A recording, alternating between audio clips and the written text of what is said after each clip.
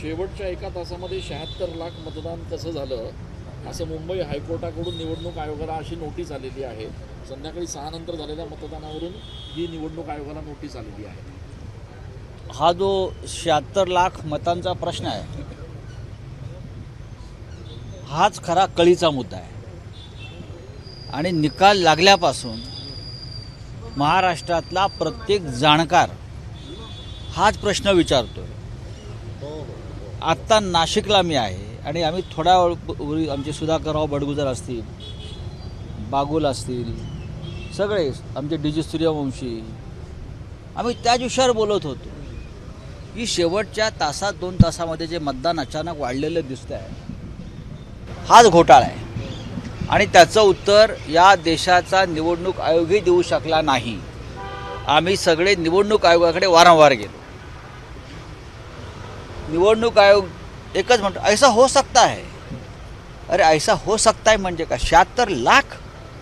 आणि आपण जर 76 लाखांचं जर तुम्ही विभागणी केलीत नीट, साधारण 150 मतदारसंघात किंवा त्याच्या पुढे, तर प्रत्येक विधानसभा मतदारसंघामध्ये 20 ते 25 हजार मतं वाढवली आहेत आणि प्रत्येक बूथवर 100 ते 150 मतं वाढवली आहेत. हा जो घोळ आहे त्यातूनच महाराष्ट्रामध्ये देवेंद्र फडणवीस, एकनाथ शिंदे आणि अजित पवारांचं सरकार स्थापन होऊ शकतं. हे सरळ मार्गाने आलेलं सरकार नाही आहे. यासाठी खूप मोठं पडद्यामागे पटकथा लिहिली गेली आणि अनेक खलनायकांनी त्यात काम केलं आहे आणि हायकोर्टानं विचारलं आहे, बरोबर आहे, पण जनतासुद्धा तेच विचारते आहे अजूनही. आता मला आमचे लोक सांगत होते नाशिकमध्ये जे जिंकले या भागात त्यांनी अजून आपली विजय मिरवणूक काढलेली नाही आहे. का नाही काढली? अजून त्यांना खात्री पटत नाही की आम्ही जिंकलो आणि इतक्या लाखाच्या मताने जिंकलो आहे. अख्ख्या महाराष्ट्रामध्ये, हरियाणामध्ये हेच चित्र आहे. प्रश्न बरोबर आहे, हायकोर्टानं प्रश्न विचारला आहे, पण त्या प्रश्नाच्या टोकापर्यंत त्यांनी गेले तरच या देशातल्या लोकशाहीला एक भक्कम आधार मिळेल. आपण ईव्हीएमच्या संदर्भात सातत्याने जे आरोप करत होता त्याला कुठेतरी एक कायदेशीर अधिष्ठान यामुळे आता मिळालं. कायदेशीर अधिष्ठान प्राप्त झालं तर या देशातील जनतेचा न्यायव्यवस्थेवरचा विश्वास जो घसरत चाललेला आहे तो पुन्हा एकदा विश्वास मजबूत होईल. मॉकपोल संदर्भात देखील मॉकपोल घेण्यासंदर्भात देखील मागणी होत होती, मात्र त्याच्यामध्ये देखील अनेक अडचणी आल्या. आपल्या पक्षाच्या उमेदवारांनी देखील तशा पद्धतीची मागणी केली. नाही, मरकडवाडी तर देशाच्या नकाशावर गेलं. मरकडवाडी जो माळशिरस मतदारसंघातला उत्तमराव जानकर यांचा मतदारसंघातले गाव आहे, त्या गावानं स्वतःच उत्स्फूर्तपणे मॉकपोल घ्यायची तयारी दाखवली बॅलेट पेपरवर आणि अख्ख्या देशात त्याची चर्चा झाली. इतकंच नव्हे, युनोमध्ये चर्चा झाली की भारतातल्या लोकशाहीला कसं ग्रहण लागलेलं आहे आणि जे मतदान झालेलं आहे त्याच्यावर मतदारांचा कसा विश्वास नाही याच्यावर आंतरराष्ट्रीय स्तरावर चर्चा झाली, देशस्तरावर चर्चा झाली. पण निवडणूक आयोगानं मरकटवाडीच्या लोकांना मॉकपोल करू दिलं नाही. 144 कलम लावलं, ते घाबरले, कारण हीच मग लागण अख्ख्या देशात आणि अख्ख्या राज्यात लागेल अशी त्यांना भीती वाटली आणि यांचं बिंग फुटेल हे त्यांना लक्षात आलं. 24 तारखेला येवला विधानसभा मतदारसंघाची मॉकपोल होत आहे. पुन्हा एकदा सकाळी ही सगळी प्रक्रिया केली जाणार आहे. चांगली गोष्ट आहे, पण सरकार शेवटच्या क्षणी तिथे कर्फ्यू लावेल, संचारबंदी, जमावबंदी, 144 कलम, मग मॉकपोल घेणाऱ्यांवर देशद्रोह लावला जाईल. जसं मरकटवाडीत धमक्या दिल्या. देशद्रोहाचा गुन्हा, लोकशाही मार्गानं निवडणूक घेण्याचा प्रयत्न करणाऱ्या जनतेला या महाराष्ट्रामध्ये देशद्रोहाच्या गुन्ह्याखाली अटक केली जाईल अशी धमकी दिली जाते. एकनाथ शिंदे पुन्हा नाराज अशी चर्चा सुरू झाली, कारण ते देवेंद्र फडणवीसांच्या बैठकीसाठी देखील गेले नाही आणि स्वपक्षाच्या बैठकीसाठी गेले नाही. ज्युपिटरमध्ये काही चेकअपसाठी गेल्याची माहिती मिळते. कसं बघता? त्यांचा मुळात पक्ष नाही आहे, स्वपक्ष वगैरे सोडून द्या. त्यांचा पक्ष हा भाजपचाच पक्ष आहे, भारतीय जनता पक्षाने निर्माण केलेला पक्ष आहे. जरी त्याला शिवसेना हे नाव दिलं असलं अमित शहांनी, तो अमित शहांचा पक्ष आहे.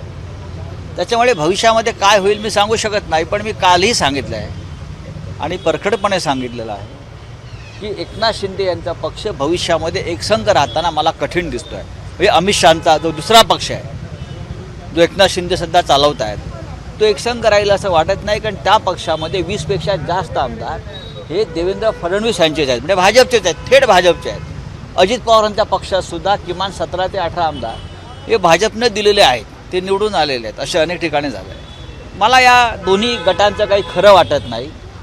यातले अर्धे लोक भाजपात विलीन होतील आणि उरलेले इकडे तिकडे पळून जातील. दोन्ही शिवसेना एकत्र आल्या तर आनंदच होईल. आनंदराव अडसूळ म्हणतात. त्यांच्या नावात आनंद आहे. त्यांनी हा विचार जर मुळात शिवसेना 2 नाही, हे अडसुळांना माहिती आहे. अडसुळांचा जन्म ज्या पक्षात झाला ती शिवसेना, आणि ते ज्या पक्षातून पळून दुसऱ्या पक्षात गेले ती शिवसेना नाही. तो अमित शहांचा पक्ष आहे, हे सगळ्यांना माहिती आहे. आमची शिवसेना जी बाळासाहेब ठाकरे आहेत, माननीय उद्धव ठाकरे आहेत, त्यांची शिवसेना खरी. आम्ही आमच्या जागेवर आहोत, ठीक आहे. त्यांच्या नावात आनंद आहे, त्यांनी आनंद साजरा करावा. आमचीसुद्धा तेव्हा इच्छा होती की पक्ष तुटू नये. जे जुने जाणते लोक आहेत पक्षाचे अडसुळांसारखे, त्यांनी तरी निदान पक्षाबरोबर मजबूतीनं राहायला हवं होतं. दुर्दैवाने ते निघून गेले आमच्यातून. दिल्ली के चुनाव में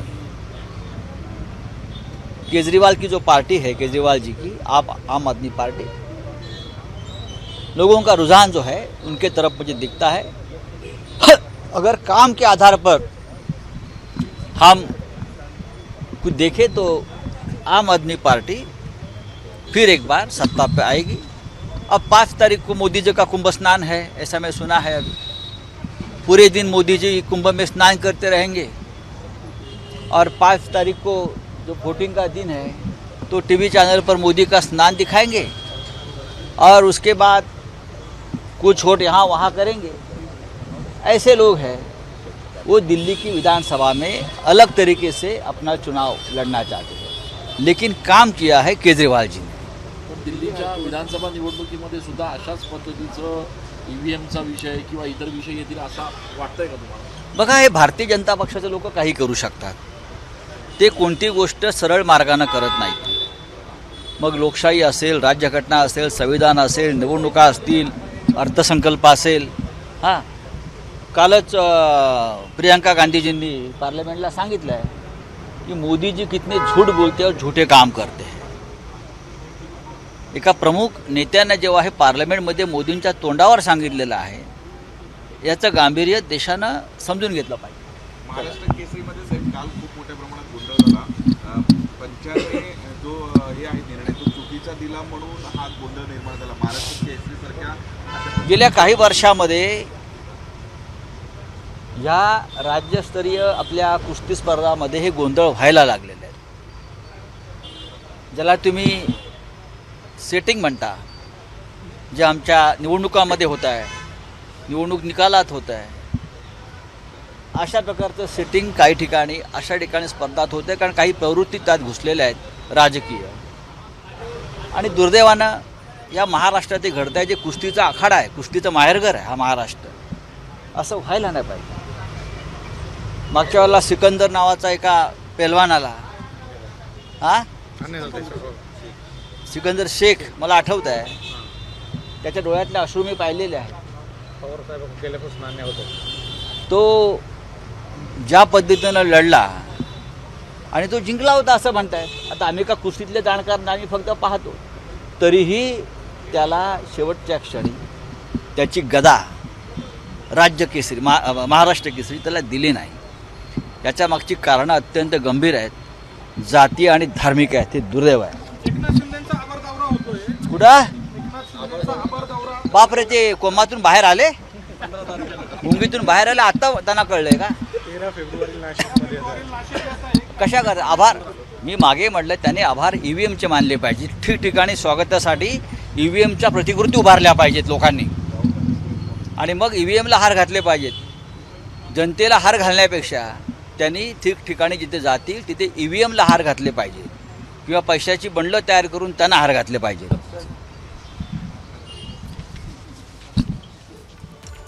नाशिकमध्ये संजय राऊत बोलत होते. यावेळेला त्यांनी निवडणूक जी पार पडलेली होती त्यामध्ये मतदार यादीमध्ये घोळ झालेला आहे. यासोबतच 15 ते 20% मतदान शेवटच्या क्षणी जे वाढवलेलं होतं त्यावर देखील पुन्हा एकदा संशय व्यक्त केलेला आहे. तर निवडणुकांप्रमाणे कुस्तीच्या आखाड्यात देखील सेटिंग आहे. या ठिकाणी धर्माचं आणि जातीचं राजकारण केलं जात आहे असा देखील एक गंभीर आरोप आता संजय राऊतांनी केला आहे.